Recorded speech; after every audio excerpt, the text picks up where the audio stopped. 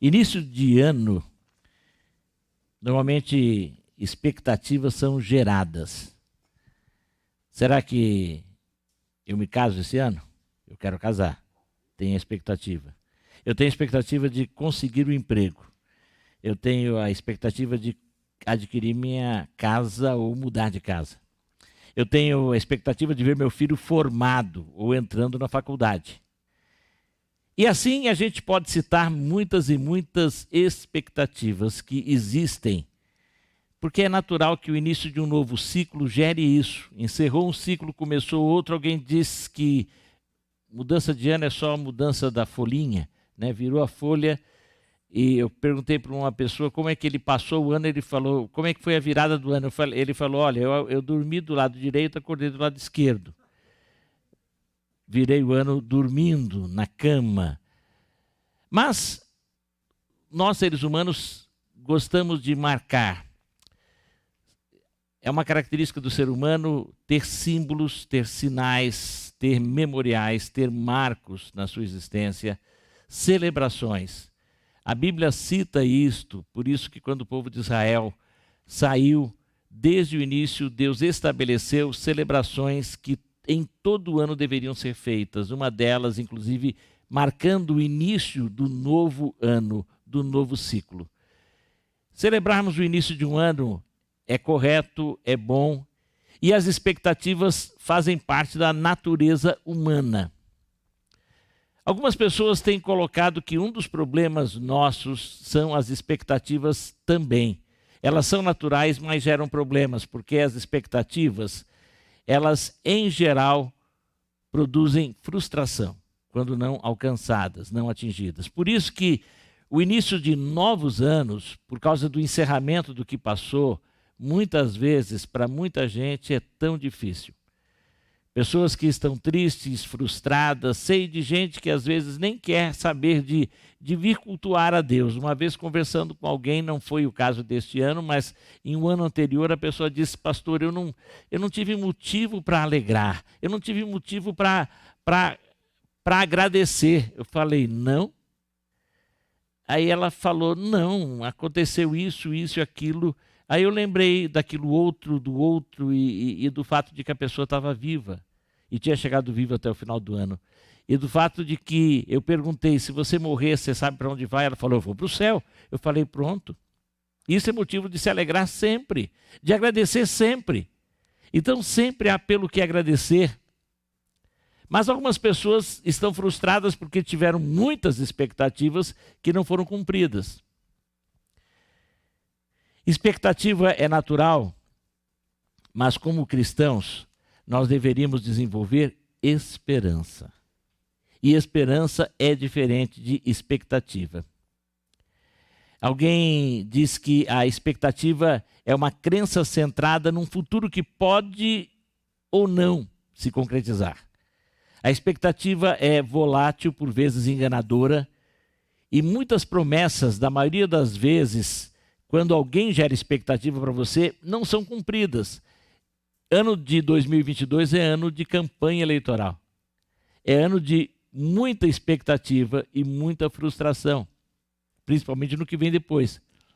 Muita gente prometendo muita coisa que sabe que não vai cumprir, mas promete. E muita gente querendo crer, porque o ser humano tem expectativa e precisa delas. E sabendo que está sendo enganado. Mas ele prefere jogar na loteria. É um grande engodo. A chance de se ganhar na Mega Sena é mais fácil você chegar a Júpiter, alguém já mostrou isso, do que você ganhar na Mega Sena. A probabilidade é muito pequena para ganhar, para ter o grande prêmio. E quanta gente está jogando. Expectativa. Sabe que está se enganando, mas prefere manter a expectativa. Por isso a expectativa frustra, esperança não.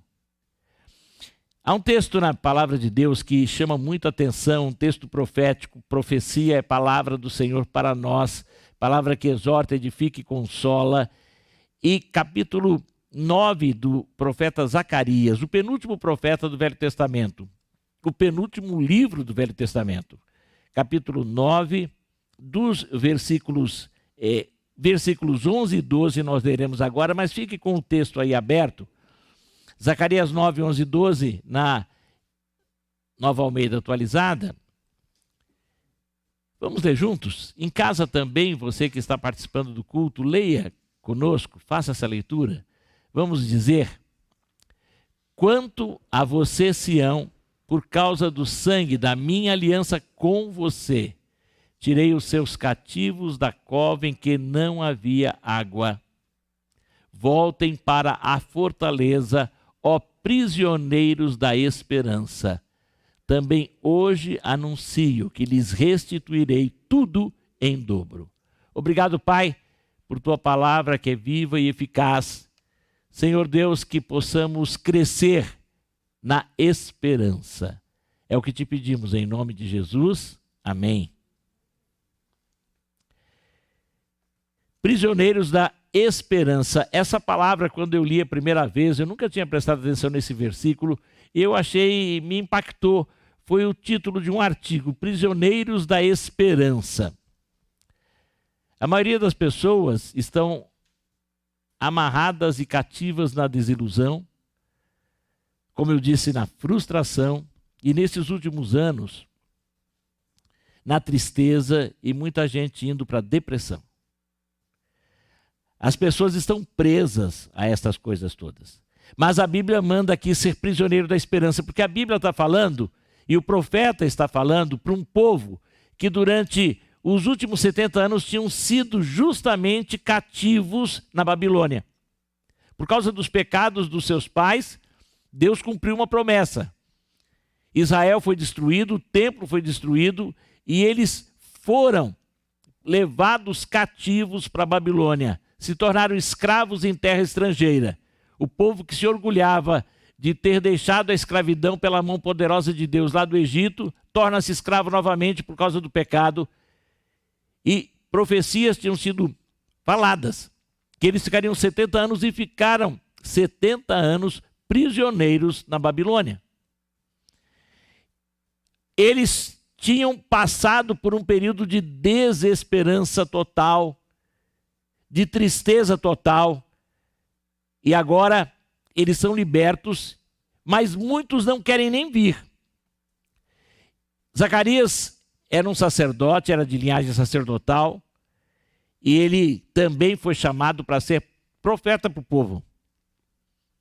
E quando ele chega, quando acontece esta questão, ele está falando ao povo que começava a voltar mais amedrontado, entristecido para aquela região, para aquela terra. E ele diz: vocês estavam desiludidos, cativos, presos à tristeza. Agora Deus os libertou, os trouxe para cá, para restituir tudo o que vocês já tiveram aqui. Deus está restaurando a sorte de vocês, as bênçãos de vocês. Vocês têm que ter esperança e serem prisioneiros desta esperança. A palavra esperança, originalmente, um dos sentidos dessa palavra no hebraico, há duas palavras usadas para esperança, e uma delas é uma palavra usada também para corda. A corda que se usava para puxar alguém que, por exemplo, precisava ser salvo. Então essa palavra que tem raiz em corda é usada aqui. A corda que podia salvar agora tinha que amarrar as pessoas, e eles tinham que se dirigir para a fortaleza. Eles que estiveram num lugar que era considerado grandioso demais e que foi totalmente destruído, que era a Babilônia, eles agora estavam voltando para um lugar que tinha sido destruído e que Deus ia restaurar, que era a cidade de Jerusalém e o templo. Essa era a fortaleza. A base da fé destes homens estava no templo, no local de adoração a Deus. E eles então agora eram convidados a crer, a confiar, a se empenhar na restauração da cidade, na reconstrução dos muros e na reconstrução do templo, principalmente. E eles tinham que fazer isso com esperança, que Deus estava com eles, que eles conseguiriam cumprir esse propósito. Eles tinham que ter fé, eles tinham que se amarrar Não há uma expectativa, mas há uma certeza. Porque a base da esperança é certeza. Porque a base da esperança, da verdadeira esperança, são as promessas de Deus. É a palavra de Deus. Nós não podemos ter esperança no mundo. No mundo nós temos expectativa. Em Deus você pode ter esperança. Em 2022, se você não estiver focado em Deus, na palavra de Deus, nas promessas de Deus, tudo que você espera não passa de mera expectativa e você pode se frustrar. Mas se você estiver com a sua esperança firmada em Deus, você não se frustrará. Porque você reconhecerá e você esperará o tempo de Deus. Você reconhecerá que Deus está no controle, mesmo quando tudo parece estar uma bagunça. Você vai crer pelo poder do Espírito Santo. Mesmo nos momentos mais difíceis, você vai conseguir sorrir. Porque a alegria que Deus lhe dá pelo poder do Espírito Santo é real. Era dito para eles que eles tinham que, por causa do sangue da aliança com eles agora saíam do cativeiro. O sangue que ia voltar a ser derramado novamente no templo, que era o sangue dos animais. Mas hoje a nossa esperança não é mais baseada nos animaizinhos. A nossa esperança é porque nós temos certeza que o sangue de Jesus foi derramado. E esse sangue cumpriu o propósito pleno da promessa de Deus para o perdão dos nossos pecados. Os versículos que antecedem esses que eu li, o versículo 9 e 10, é uma coisa que foi cumprida plenamente em Cristo Jesus. Alegre-se muito, ó filha de Sião. Exulte, ó filha de Jerusalém. Zacarias 9, 9 e 10. Eis que o seu rei vem até você, justo e salvador, humilde, montado em jumento, num jumentinho cria de jumenta. Destruirei os carros de guerra de Efraim, os cavalos de Jerusalém, os arcos de guerra serão destruídos. Ele anunciará paz às nações. O seu domínio se estenderá de mar a mar, e desde o Eufrates até os confins da terra. De quem o profeta falava? De Jesus. Quem é que entrou em Jerusalém montado num jumentinho e aclamado como rei? Jesus. Mas não foi com poder militar. Se ele tivesse poder militar, ele ia num cavalo. Ele foi num jumento. Como um homem simples, um profeta mesmo, andando assim. Aclamado como rei. E logo depois, o mesmo povo que o aclamava pediu a sua morte. Mas aquilo foi necessário para que ele pudesse fazer e operar o perdão dos nossos pecados com o seu sacrifício na cruz. O sangue. O sangue de Jesus é a base da nossa esperança, porque pelo sangue de Jesus nós temos acesso a Deus e o temos como Pai. Passamos a ter direito a toda a herança eterna. Passamos a ter um relacionamento direto com Ele, sem necessidade de intermediários. Temos o Espírito Santo em nós, que é o poder maior do mundo inteiro. Dentro de você está o Espírito Santo, dentro de mim está o Espírito Santo. Por conta disto, eu não preciso temer mal algum. Não tenho que ter medo do diabo, não tenho que ter medo de feitiçaria, não tenho que ficar pulando ondinha, nem levando flores para o mar. Não preciso ter medo de velas e nem de macumba na minha porta, ou de olho gordo, ou coisa parecida, nada disso. Aliás, alguém já disse que o melhor colírio contra olho gordo, sabe qual é? O sangue de Jesus. Ele murcha qualquer olho gordo. Ele acaba com tudo. Nesse sentido, confie no poder do sangue de Jesus para cobrir e libertar você. Ah, mas ainda assim o crente pode morrer de Covid? Sim. Mas a morte para nós não é o fim. Por isso, quando dizem aí que a esperança é a última que morre, isso não é verdade, porque para o crente, esperança verdadeira nunca morre. O pior que pode acontecer a mim ou a você é morte física, do ponto de vista humano. Mas para o crente em Jesus, a morte, na hora que Deus determina, é apenas o início da vida nova e plena com o Senhor. em espírito aguardando a ressurreição do corpo, quando então tudo passará e tudo se concretizará. Porque, na verdade, neste mundo nós sabemos que não podemos ter felicidade. Felicidade de verdade começa com fé. Já percebeu? Felicidade. É a fé em Jesus, nas promessas do poder do Senhor, que Ele está conosco em todo o tempo. Sim, e nós temos que, como o povo tinha a esperança no templo, nós temos que também ter a esperança na igreja do Senhor, que nos anima, que permanece, que é sustentada por Ele. Através da igreja você é fortalecido e com a igreja a palavra é propagada e tem chegado até nós. Esperança não é sentimento. Esperança é decisão.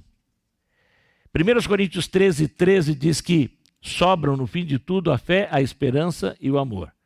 O maior desses é o amor, que é eterno. Um dia a esperança vai se concretizar e eu não vou precisar mais crer porque eu vou ver o Senhor. No entanto, fé, esperança e amor andando juntas aí, estão num capítulo em que mostra que o amor não é sentimento, mas é uma série de ações e atitudes. E a fé é algo concreto, que realiza, e que também não é sentimento. A esperança também não é sentimento. A esperança é decisão. Você tem que se decidir a esperar no Senhor com fé. Por amor a Ele. E crendo no amor dele em você, que vai transformar todas as situações e todos os seus temores. A esperança é esse esperar com fé. Em Hebreus, no capítulo 6 de Hebreus, lá no versículo 13 até o versículo 20, é interessante contada a história de Abraão. Abraão, o pai dos crentes, como é chamado, o pai da fé.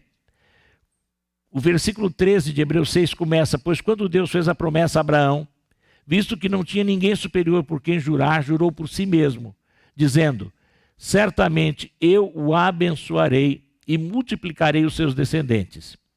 E assim, depois de esperar com paciência, Abraão obteve a promessa. Porque as pessoas juram pelo que lhes é superior, e o juramento servindo de garantia põe fim a toda discussão. Por isso, Deus, quando quis mostrar com mais clareza aos herdeiros da promessa que o seu propósito era imutável, confirmou-o com juramento. Ele fez isso para que, mediante duas coisas imutáveis nas quais é impossível que Deus minta, nós, que já corremos para o refúgio, temos forte alento para tomar posse da esperança que nos foi proposta. Temos esta esperança por âncora da alma, segura e firme, e que entra no santuário que fica atrás do véu, onde Jesus, como precursor, entrou por nós, tendo se tornado sumo sacerdote para sempre, segundo a ordem de Melquisedeque. Abraão foi pai aos 100 anos. Sua mulher tinha 90. Também, em Romanos 4,18, diz que ele aguardou com fé e esperou contra toda a esperança humana, contra toda a expectativa humana. Mas ele soube aguardar, perseverar, caminhar com Deus, confiar, obedecer, porque a verdadeira fé obedece, e ele alcançou a promessa. Eu e você temos que perseverar também, nunca desistir. Ter esperança é não desistir nunca. Ter esperança é caminhar em frente. Ter esperança é ter paciência para saber a hora certa de se receber e até de se agir. Não desista. Fique na fortaleza. Nós somos prisioneiros da esperança. Porque a nossa base e a base da minha e da sua esperança estão em Cristo Jesus. E Hebreus 13:8 diz que Jesus Cristo é o mesmo ontem, hoje e sempre. Vamos dizer?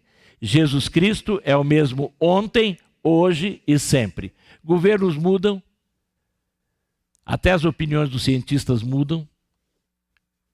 Ômicron mata, Ômicron mata, Ômicron mata.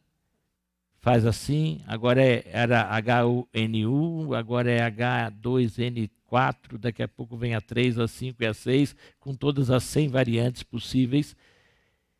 E assim o mundo vai entrando de pandemia em pandemia, e no tempo certo cada um vai ou permanece. Milagres acontecem se é vontade de Deus que você permaneça, mas você não pode perder a esperança de que Ele está no controle, de que o melhor acontece com você, mas que o melhor está por vir também. E você tem apenas que esperar com alegria. Esperei com paciência no Senhor, Ele se inclinou para mim e ouviu o meu clamor e tirou-me de um charco de lama, de um lodo horrível, e firmou os meus pés sobre a rocha. Salmo 40. Esperar pacientemente, perseverar, não desistir, crer, obedecer, se alimentar da palavra, ter comunhão com os irmãos, cada vez mais estar em oração e sempre com gratidão, conforme nós declaramos aqui no início. Em tudo dai graças. O que a gente tem que fazer? Em tudo dai graças. Está difícil falar isso, né? Vamos falar? Em tudo dai graças, porque essa é a vontade de Deus, em Cristo Jesus para com vocês. Há pelo que agradecer em 2021? Há muito pelo que agradecer em 2021. Há muito. Há pelo que entristecer? Sim, sempre há tristeza, porque esse mundo é um mundo de tristezas. Mas há por que ter esperança em Jesus? Há, porque Ele tem conduzido você e eu até agora. E vai continuar, porque Ele é o mesmo ontem, hoje e permanecerá para sempre.